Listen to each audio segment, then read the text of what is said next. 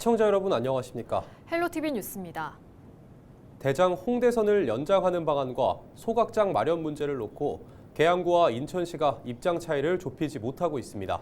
윤환 계양구청장은 헬로 이슈 토크에 나와 계양구의 입장을 자세히 설명하는 시간을 가졌는데요.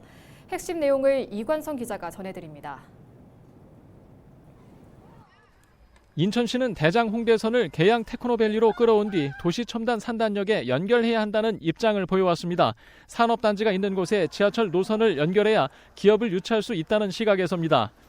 윤환 계양구청장은 대장 홍대선을 계양 테크노밸리로 끌어온 뒤 박촌역을 연결해야 한다는 입장입니다. 이유는 두 가지입니다. 먼저 비용 편익 때문인데 계양구는 타당성 검토 용역에서 박촌역 연결 안의 BC값이 0.81로 나와 0.6대에 머무른 다른 안들보다 앞선다는 점을 강조하고 있습니다. 두 번째는 철도 사업의 현실성과 인천 1호선 단절 우려입니다. 계양구는 박촌역이 아닌 도시첨단 산단역을 연결할 경우 나중에 계양역을 연결하겠다는 계획의 예산 확보가 불투명하고 인천 1호선과 언제 연결될지 모르는 상황이 될 거라 우려하고 있습니다. 2차로 연결한다는 것이 굉장히 불투명합니다. 실제로 BC값이 떨어져서 국토부의 승인을 받기가 어려움이 있어서 국토부에서 2차 계획안을 인천시에 제출해달라고 그랬는데 인천시에서 결국은 그 제안을 하지 못하고 있는 그런 상황입니다. 그래서 윤 청장은 최근 가족과 친척 소유의 부동산이 박촌역 인근에 있어 시세 차익을 의식한 게 아니냐는 일부 언론의 보도에 대해서도 부정하는 입장을 내놨습니다. 애초에 이제 SBRT 버스로 이제 계획되어 있는 노선을 저희는 버스 수송 능력이 떨어지기 때문에 지하철로 연장해달라 이런 요구안이었던 건데 지금 개인 그 소유 재산의 증식을 위해서 한다. 참 어이가 없다 이런 생각이 들고요. 광역단체와 기초단체 간 책임 떠밀기로 1년이나 시간을 낭비한 소각장 마련 문제는 아직 진척이 없습니다. 연두 방문 때 대책을 마련해 보겠다는 유정복 시장의 발언 이후 계양구는 일단 인천시의 계획을 기다리는 모습입니다. 이와는 별개로 계양구는 계양 신도시 맞은편에 부천시가 소각장을 증설해 새로 짓기로 한 자원순환센터를 걱정하고 있습니다. 상기 신도시 그 주거단지로 밀집되어 있는 그런 환경을 갖고 있기 때문에 또다시 거기다 소각장을 지어서는 안 된다고 생각을 하고 있는 사람이고요. 그래서 제가 사실은 그 전년도에 조영희 부천시장을 만나서 광역화하는데 우리 계양과 같이 좀 하는 게 어떻겠느냐는 제안을 했었습니다. 그런데 이제 지금 아직 답변이 없어서 계양구는 부천시의 광역 소각장을 함께 짓는 논의를 다시 꺼낸 상황입니다. 하지만 부천시는 주민들을 설득해온 시간을 되돌릴 수 없다는 입장입니다. 헬로티비 뉴스 이관서입니다.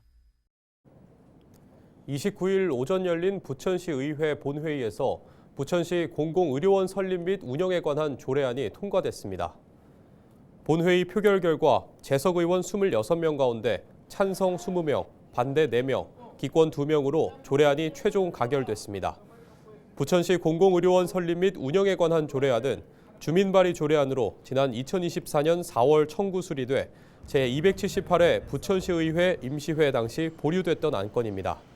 이에 따라 부천시의회 행정복지위원회는 재심사를 거쳐 관련 법률에 의거해 주민발의조례안 원안의 설립추진위원회를 설립운영심의위원회로 수정 가결했습니다.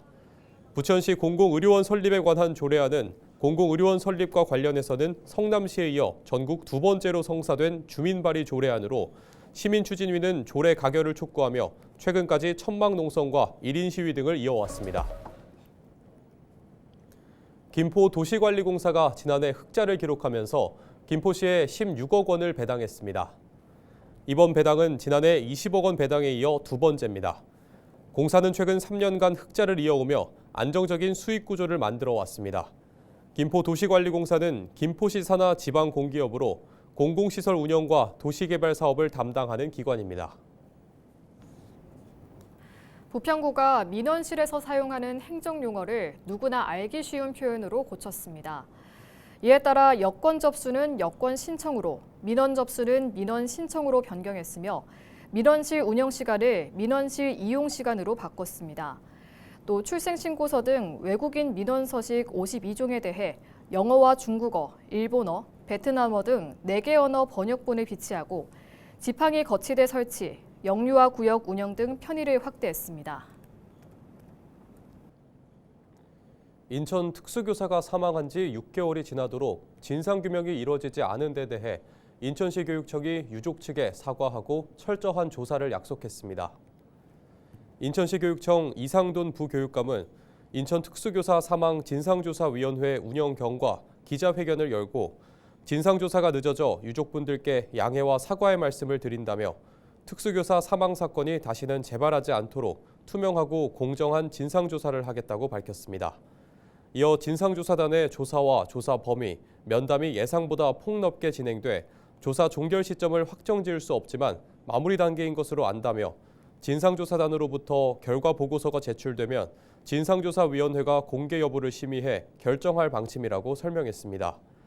시교육청은 진상조사가 마무리되면 사망한 특수교사의 순직 인정을 위한 신청을 진행할 예정입니다. 앞서 인천 모 초등학교 특수교사 A씨는 정원을 초과한 특수학급을 맡아 경무에 시달리다가 지난해 10월 24일 숨졌습니다. 당시 그는 자신이 맡은 학생 8명 외에도 통합학급에 있는 특수교육 학생 6명을 수시로 지도하고 매주 29교시의 수업과 행정 업무까지 함께 맡는 등 경무에 시달렸던 것으로 파악됐습니다.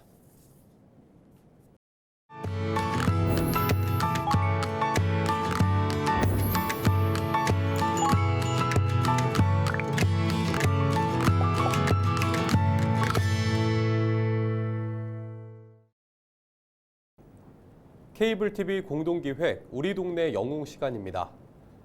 겨울철 어려운 이웃을 위해 무료로 연탄을 나눠주는 연탄은행이 강원 원주에서 시작됐다는 사실 알고 계십니까? 27년간 이웃을 가까이에서 돌보며 복지 파수꾼 역할을 톡톡히 하고 있는 밥상공동체 복지재단을 LG 헬로비전 이다혜 기자가 소개합니다. 노부부가 사는 구도심의 한 주택. 노란 조끼를 입은 사람들이 찾아와 오랜만에 활기가 돕니다. 녹이 쓴 대문에 사포질을 한 뒤 페인트 칠을 하고 너무 높이 자란 나무는 가지치기에 낡은 집을 단장합니다. 대문도 걱정거리 있었지 하려고 그러는데 걱정거리 있고 또 뭐 방에 이런 것도 다 하려면 힘들어가지고 못하고 그래 있어서 그러니까 오늘 해주니까 좀 감사합니다. 원주 밥상공동체 복지재단과 한국관광공사는 해마다 봄맞이 구도심 집수리 봉사를 펼치고 있습니다. 밥상공동체는 공공기관의 사회공헌 활동이 이웃에게 실질적인 도움이 되도록 연결하는 역할을 합니다. 밥상공동체에서는 이렇게 이제 원도심에 살고 계시는 어르신들의 어떤 그 주거 환경의 어려운 부분이 어떤 점이 있는지 속속들이 이렇게 이제 아실 수가 있어서 저희들이 이제 도움 드릴 때 그런 꼭 필요한 부분들을 이렇게 도움 드릴 수가 있고. 그 시각 밥상공동체 종합사회복지관이 운영하는 무료급식소에선 점심 식사가 시작됩니다. 따뜻한 밥과 영양을 더한 반찬에 살뜰히 안부 인사를 챙기는 복지사들 덕분에 어르신들은 살아갈 힘을 얻습니다. 27년간 매일 한결같이 이웃에게 밥 한 끼 대접하는 일을 멈출 수 없는 이유입니다.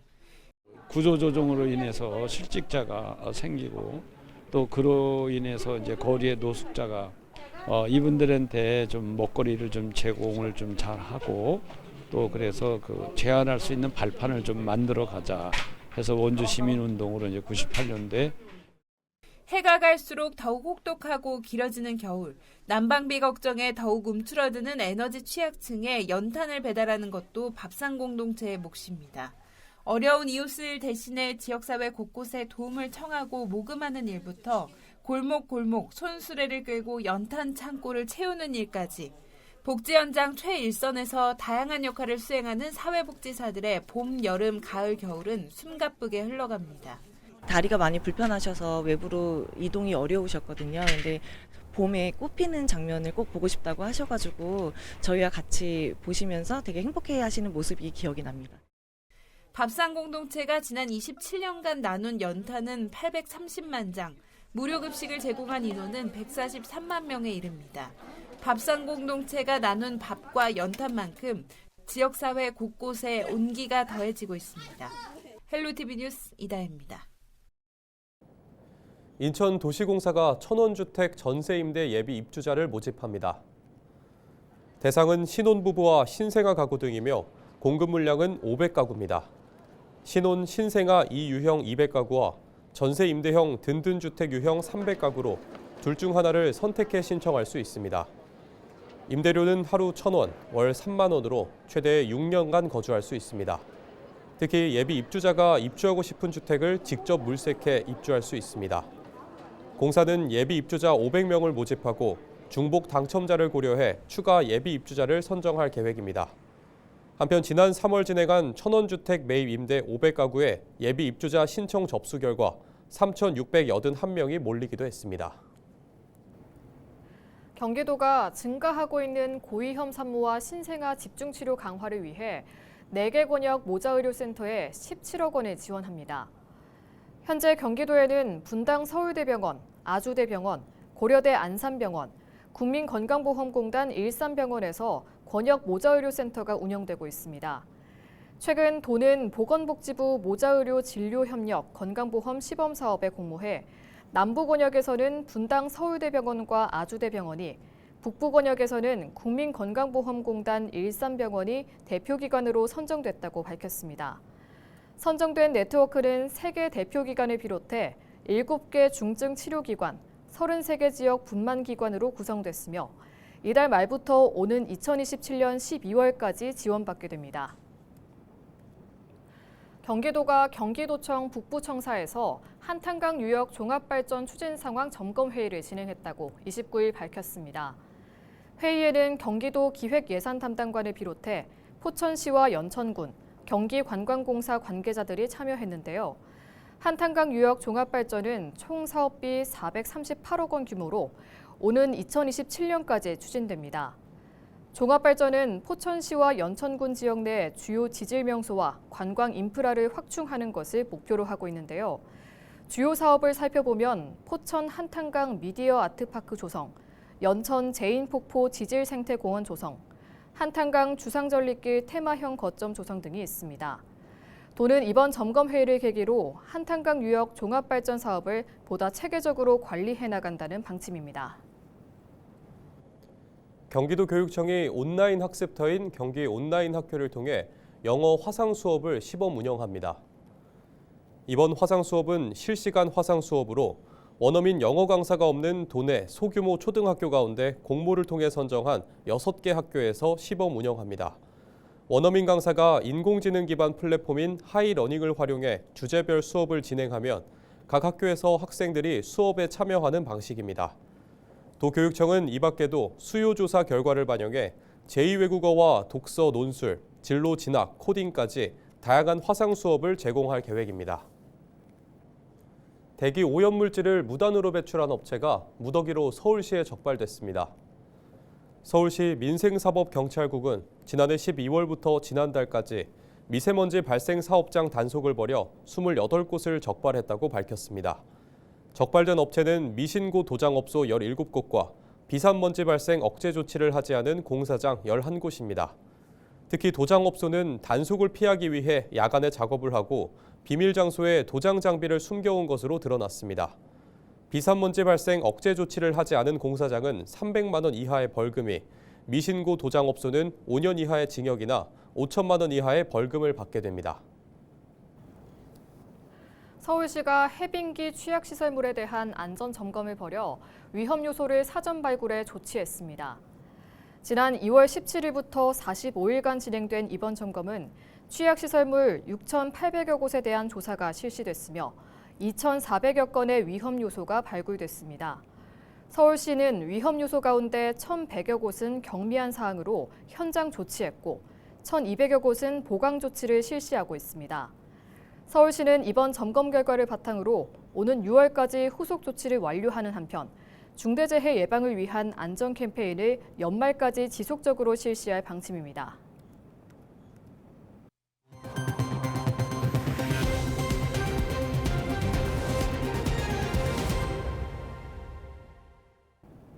이상으로 뉴스를 마칩니다. 시청해주신 여러분 고맙습니다.